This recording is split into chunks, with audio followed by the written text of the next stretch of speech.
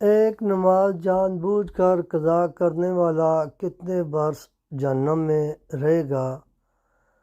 پہلی بات تو یہ ہے کہ کوئی بھی دنیا کا مسلمان جو ہے اس کا یہ شیوہ ہی نہیں کہ وہ کوئی بھی نماز جان بوجھ کر قضا کرے.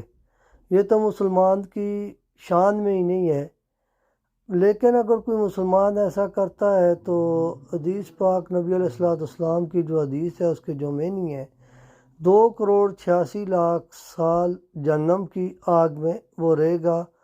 اور جو جان بوجھ کے نماز چھوڑتا ہے، جو بے نمازی ہے، اس کا ساتھ جو ہے امان، نمرود، فرعون اور امیہ بن خلف کے ساتھ ہوگا جو دشمنان اسلام ہے. تو نماز پڑھنا مسلمان کا اول شیوہ ہے. نماز وقت پر ادا کرنی چاہیے. نماز کو کبھی بھی قضا نہ کریں، اس کی بہت بڑی سزا ہے.